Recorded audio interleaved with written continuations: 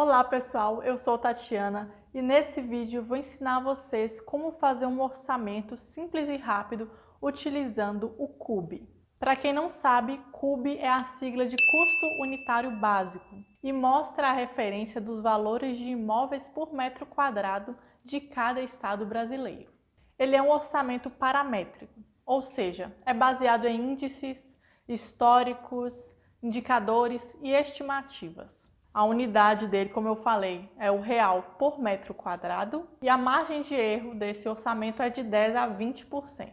Ele é muito utilizado quando você quer ter um orçamento estimativo. Então, assim, por alto, saber quanto você vai gastar com aquela construção, principalmente na fase de anteprojeto, tá? Que não dá para fazer um orçamento detalhado de cada etapa da obra. O CUB foi criado por uma lei federal e a NBR que regulamenta ele é a 12.721 de 2006. Então, é muito importante, se você for fazer um orçamento utilizando o CUB, você seguir as orientações prescritas nessa norma. Ele é calculado mensalmente pelo Sinduscon de cada estado do Brasil. Sinduscon é o Sindicato da Indústria de Construção Civil, de todo o país. Para fazer um orçamento utilizando o CUB, você tem que saber, minimamente, de início, o número de pavimentos da edificação e a existência de pavimentos especiais, qual o padrão da construção, se é baixo, normal ou alto, o número total de cômodos por cada unidade e, em caso de prédios, o número total de unidades. Isso porque o CUB separa e classifica esses tipos de edificações para poder ter um orçamento um pouco mais preciso. Bom, acho que agora deu para vocês entenderem basicamente o que é o CUB e como é feito o orçamento com ele. Então agora nós vamos fazer juntos, passo a passo, um orçamento utilizando o CUB, tá? Eu vou mostrar qual maneira certa de fazer, porque eu vejo muitos profissionais até utilizando o CUB de maneira errada, tá? Então siga aí o vídeo até o final para você aprender, porque eu expliquei o passo a passo de tudo, tá? E no próximo vídeo, mais uma dica de orçamento, dessa vez etapa por etapa. Então, já clica em gostei, inscreva-se se for novo por aqui, ativa o sino das notificações para não perder nada. E qualquer dúvida, qualquer sugestão, manda para mim nos comentários ou lá pelo Instagram, @elanaobra, tá? Agora é só continuar assistindo o vídeo.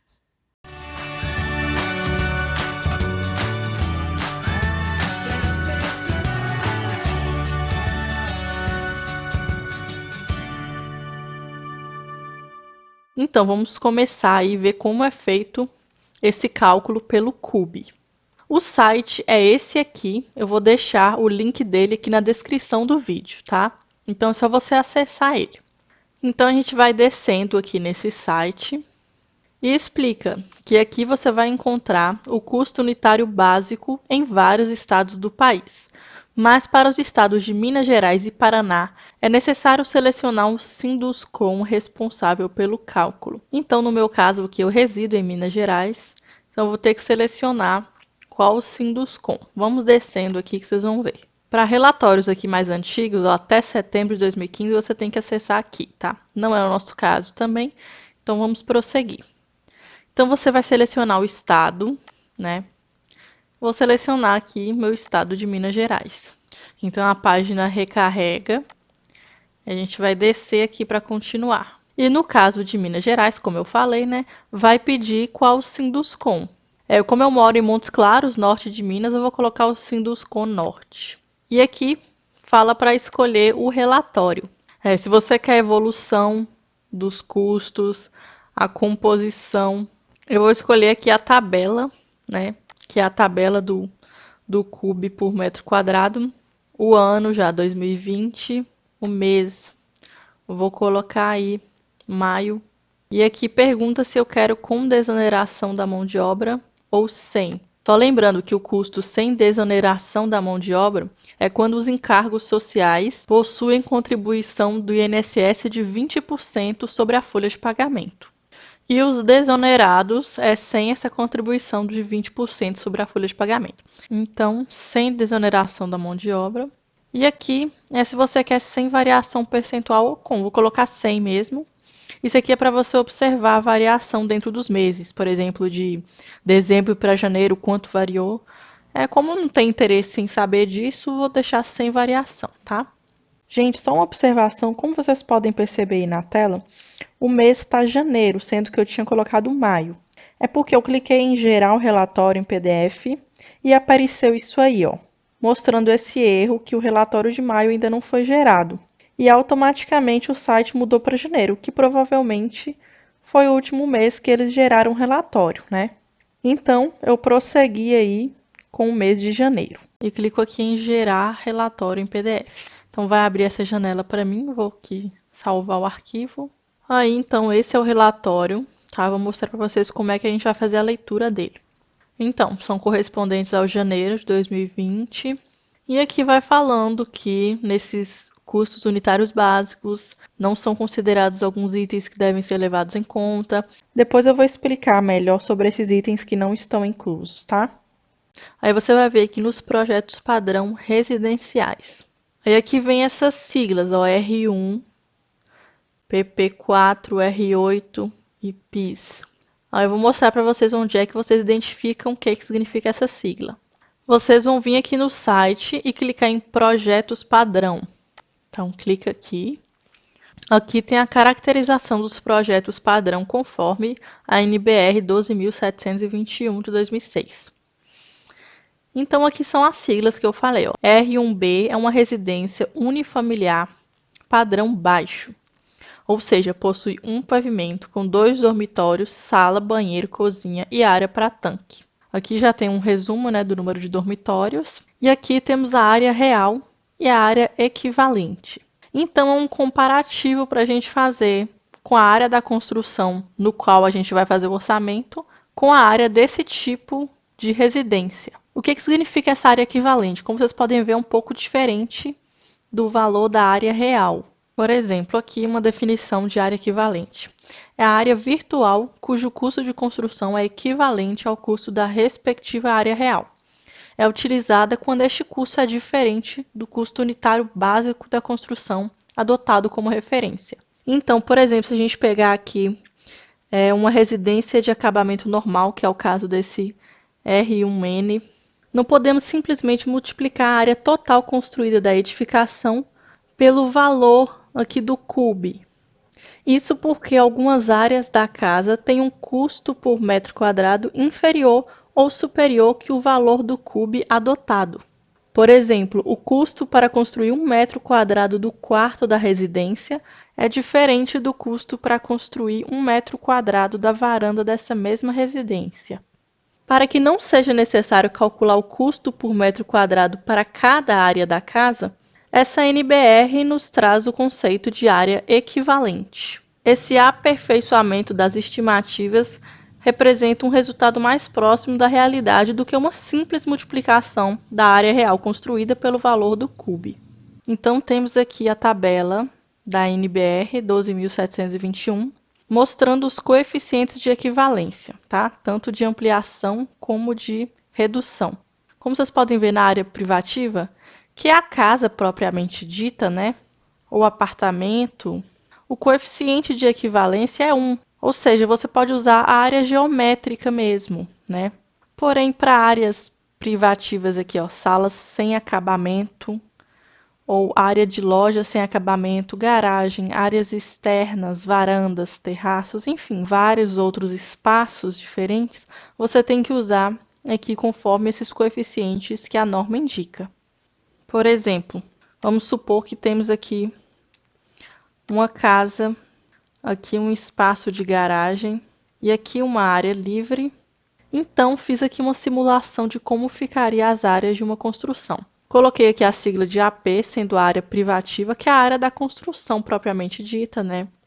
Os cômodos. Aqui o G como a garagem, a S, área de serviço e a L, área livre, tá? E estipulei alguns valores de áreas que cada uma dessas partes da construção teria. Então, 100 metros quadrados aqui é a nossa casa, 25 metros quadrados de garagem, 20 de área de serviço e 25 de área livre. Então, a área real dessa construção toda, que é a soma dessas áreas, é de 170 metros quadrados. E muitas pessoas, muitos profissionais, inclusive, caem no erro de utilizarem esta área aqui na multiplicação pelo valor do CUB para achar o valor total de quanto vai custar. Porém, gente, isso está errado, tá? Não pode usar essa área real aqui nesse cálculo. A gente tem que usar essa área equivalente, que é multiplicar cada uma dessas áreas aqui pelo coeficiente de equivalência que eu mostrei da NBR.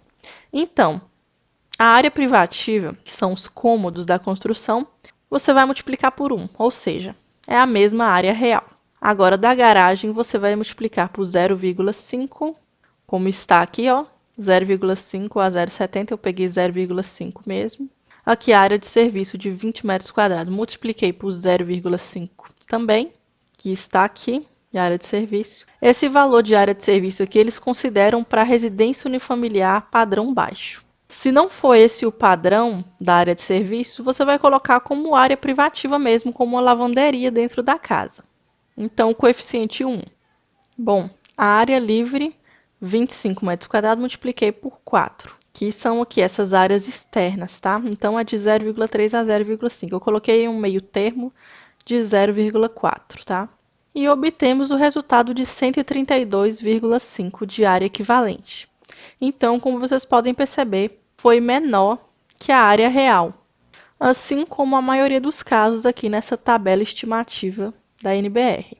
Então, esse vai ser o valor da área que nós iremos fazer a multiplicação na hora que a gente for selecionar qual é o nosso tipo de residência, né, e qual é o valor dela por metro quadrado. Vou continuar mostrando aqui esses padrões e a gente já continua lá para fazer uma simulação de como ficaria aí um orçamento, tá? Então, vocês já viram aqui, o R representa a sigla, né, de residência, o B é um padrão baixo, o N é um padrão normal, o A é um padrão alto. Então, cada uma é caracterizada aí por um número diferente de cômodos e uma área real e equivalente também diferente.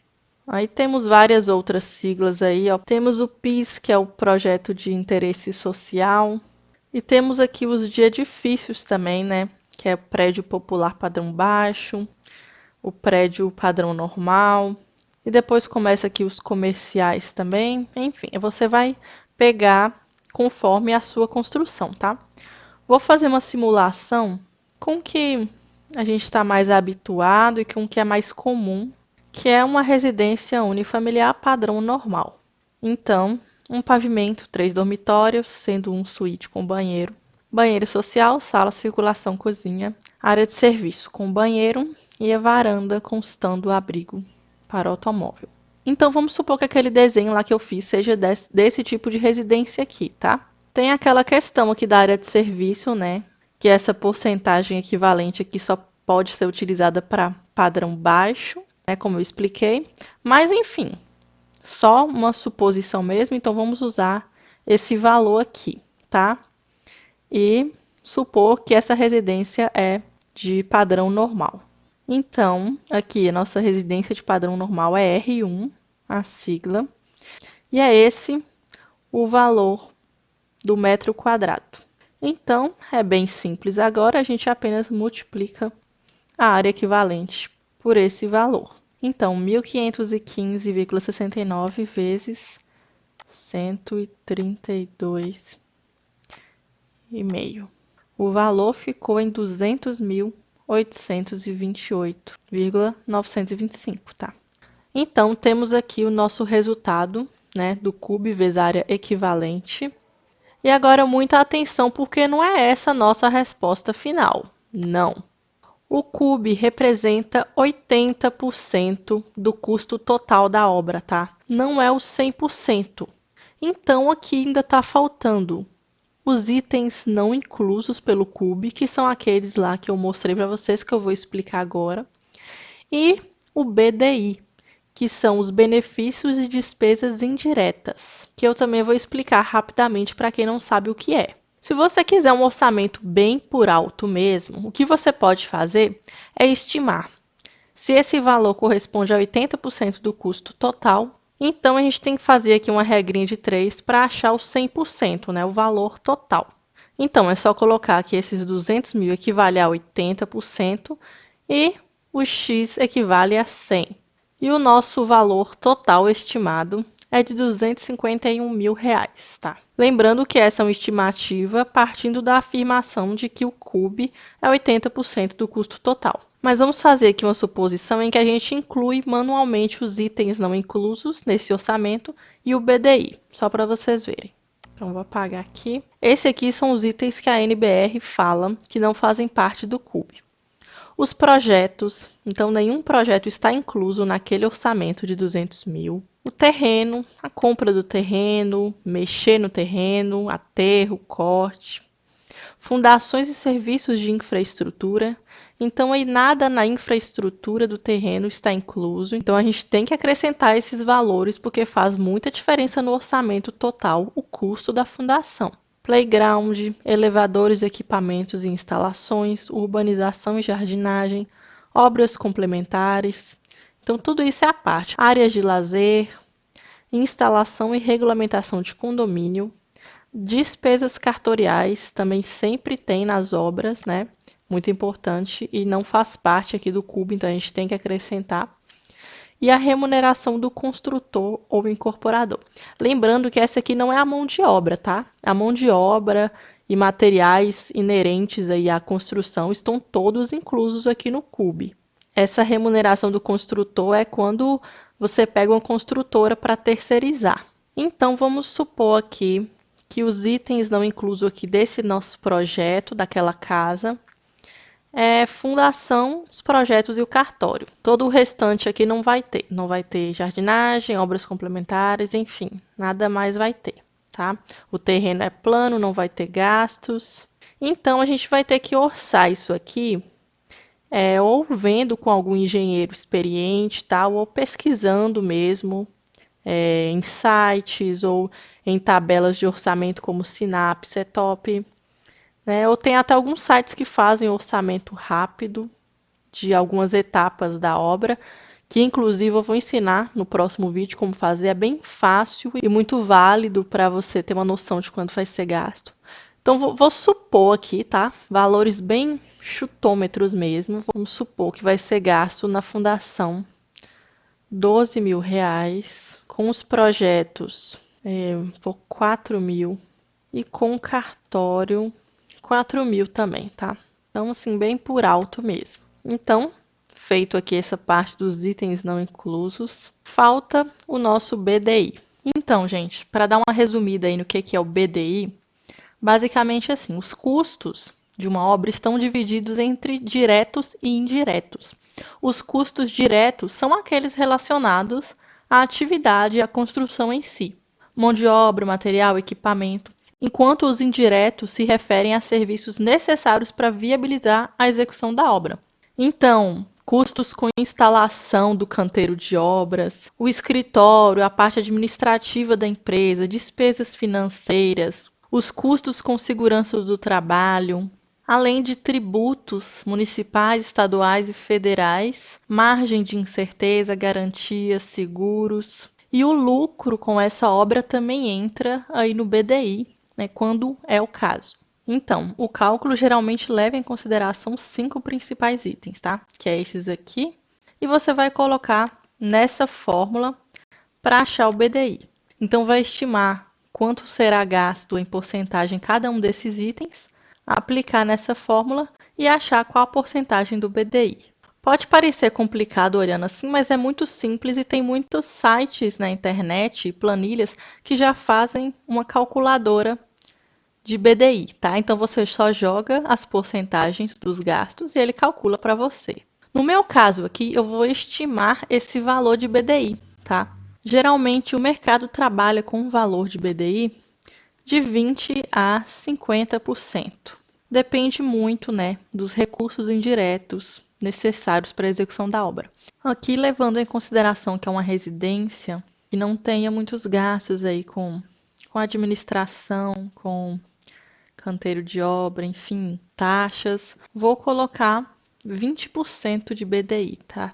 Uma obra particular, então vou estimar aqui esse valor de BDI. Então agora é só a gente jogar tudo nessa fórmula aqui e achar o custo final da nossa casa. Bom, então peguei aqui a nossa fórmula, Peguei aquele valor de 200 mil, que é o nosso cube vezes área equivalente, mais 20 mil dos itens não incluso, que é aqui a nossa fundação, projetos e cartório, e mais os nossos 20% de BDI. Então aqui a gente multiplica pelo BDI, tá? 1 mais a porcentagem do BDI, porque é a taxa dos custos indiretos multiplicados pelos custos diretos. Então somei aqui, multipliquei por 1,20 e o custo final ficou de 264.994,68. Como vocês podem perceber, é um custo um pouco maior do que aquela estimativa dos 80%, né? Eu já esperava isso. Estimativa que eu fiz para vocês que deu 250 e poucos, né? Então, aproximou, né, esses dois valores, mas pegando coisa por coisa dá um pouco mais ou um pouco menos, né? Vai depender do que estará incluso aí nos seus cálculos, orçando item por item. Então, só lembrando que mesmo a gente ter pegado assim itens não inclusos, feito BDI, esse valor do cube é uma estimativa, tá? Então, nada como fazer um orçamento real das etapas da construção, tá? Pegando os preços tudo certinho, para ter uma noção melhor desse valor, conforme vou explicar no próximo vídeo. Mas então é isso. Essa foi a minha dica do cube. Obrigada por assistir até aqui. Comente se ficou alguma dúvida ou me mande lá no meu Instagram. E até o próximo vídeo. Tchau!